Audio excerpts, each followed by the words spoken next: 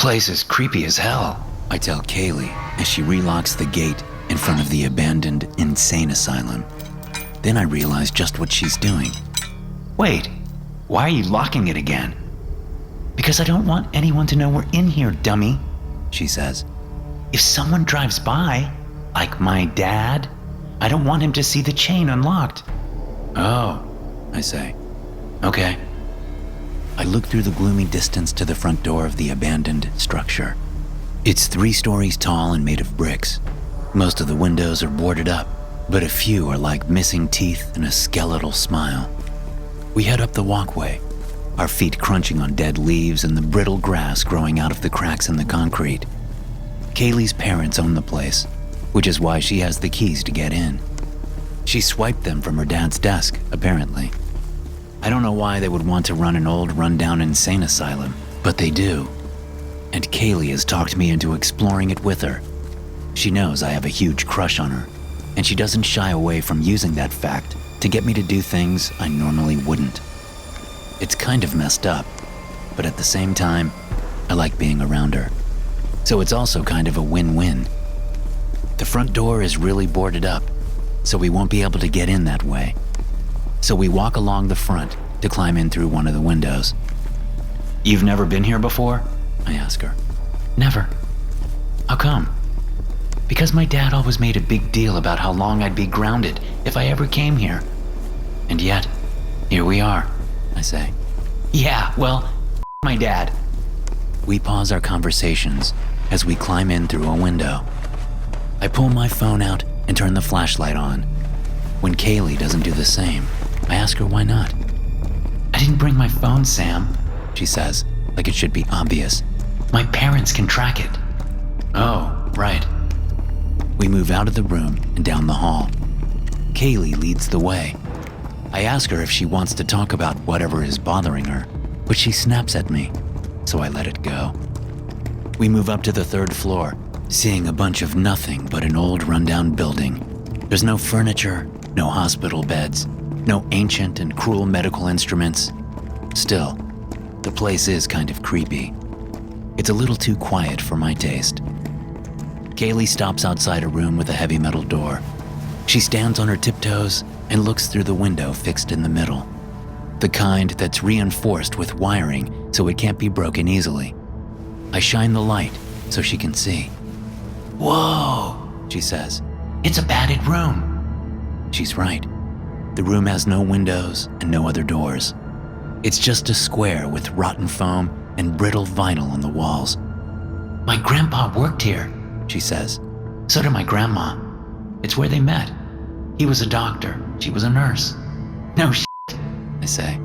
Is that why your parents own the place? She doesn't answer me. Apparently they did some bad stuff here, she says in a low voice. Like, really bad. I assume she's talking about her grandparents, but the tone of her voice keeps me from asking. She pulls the door open and steps inside. You coming in? She asks. I hesitate. Suit yourself, Sammy the Scaredy. I'm the only crazy one here anyway. She pulls the door shut, leaving me outside with the phone. The voices! She shouts dramatically. The voices, Sam! They're in my head! I feel a sudden rush of petty anger. She's always doing little things like this to me, belittling me, calling me dumb names. Without thinking much about it, I turn off the flashlight and stand perfectly still, away from the window. After a moment, Kaylee goes quiet. Sam? She asks. There's fear in her voice, but I can't tell if it's genuine or not. Probably not. I stay quiet. The handle clicks, but the door doesn't open. Sam? She shouts. Open the door! Open the door, there's someone in here! Okay, I'm coming, I say, stepping over and trying the door. It doesn't budge. Sam! This time it's a scream, a terrified scream. I turn the flashlight on and shine it through the window. I see Kaylee there, but she's not alone. There are at least a dozen other people in there, surrounding her, staring at her. They wear ragged and stained hospital gowns, and most of their heads are shaved, allowing me to see lobotomy scars. Their skin is sallow and dirty, and their eyes shine with pale light. Sam! Kaylee screams again as hands grip her head, fingers digging into her eye sockets and hooking into her mouth. I try the door again, but it doesn't budge. After Kaylee's screams fade to a wet gurgle, I look inside the room one last time. Now it's my turn to scream.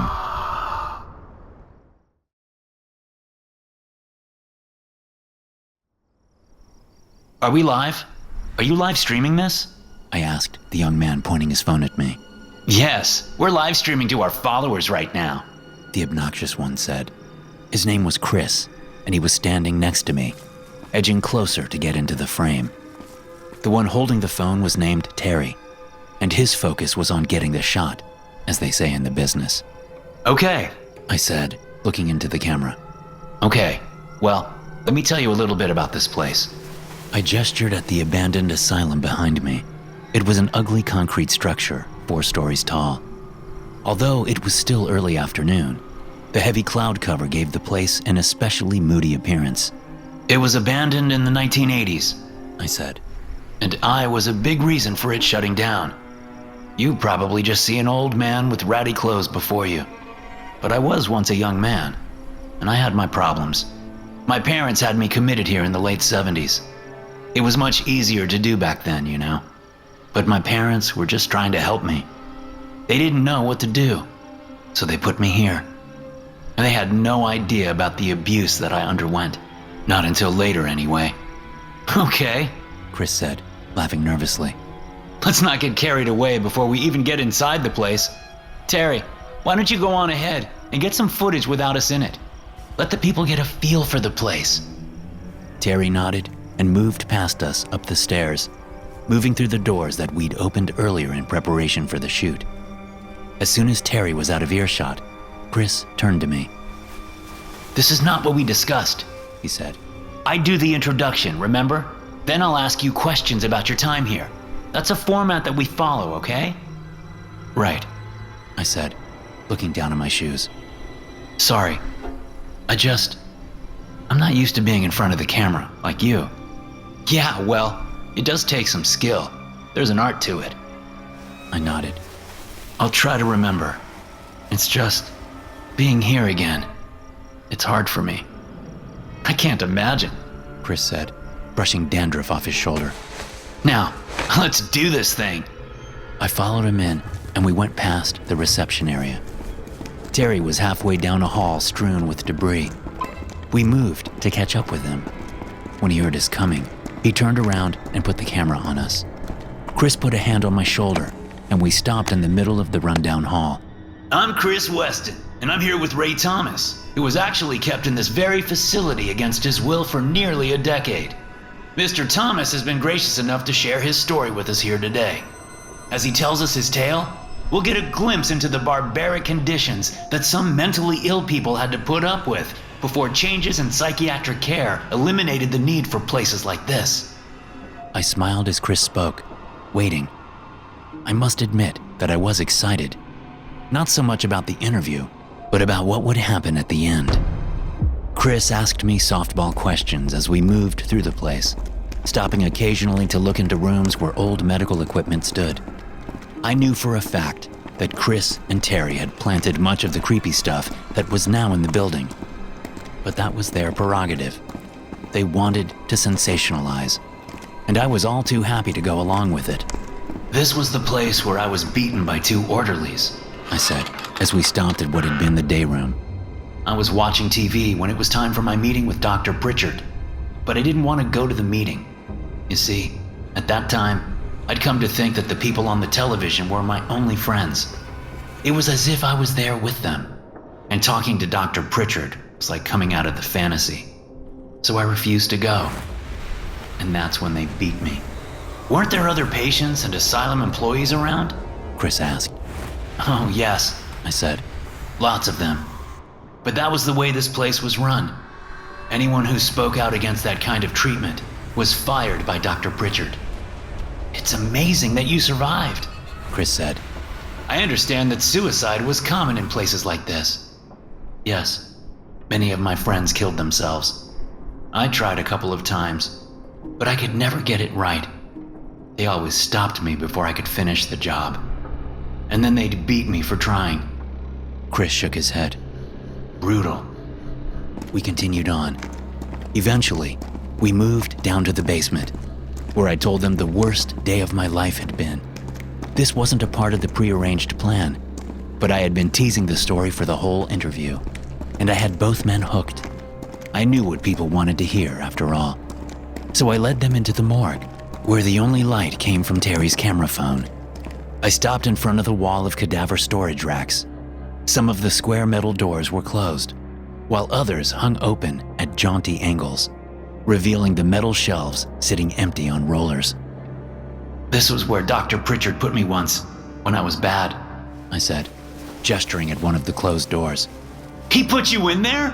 Chris asked, his voice giddy with emotion. He knew this was good stuff, just as I did, but he hadn't seen anything yet. Yes, I said. With the dead people. He locked me in there for hours. My God, Chris said. What did you do when you got out? What do you think? I killed Dr. Pritchard. I let that hang in the air. Chris and Terry looked at each other, then back at me. Seriously though, what happened? Chris asked. Let me show you, I said, turning to open the cadaver storage door.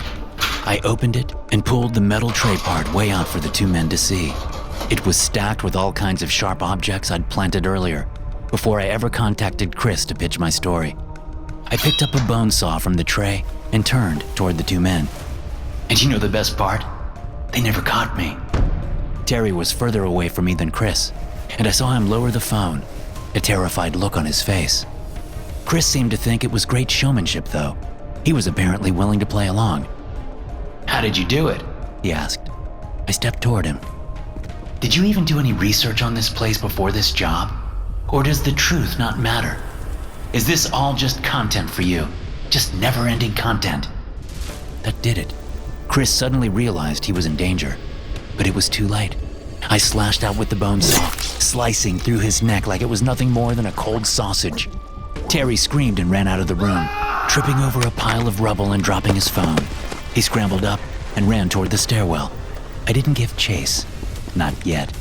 Instead, I picked up his phone and pointed it at my face. How's this for content? I said. Then I stepped back into the morgue and pointed it at Chris, who was spasming and convulsing on the floor.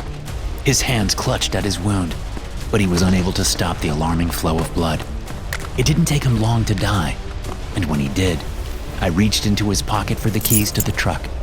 Keys safely in my pocket, I ran after Terry, still holding the phone up so the little piggies could have their content. I knew Terry wouldn't be getting far without a vehicle, not out here in the country. I'd picked this place for a reason after all. I'd never actually been a patient here, or at any asylum. But that's not to say I shouldn't have been.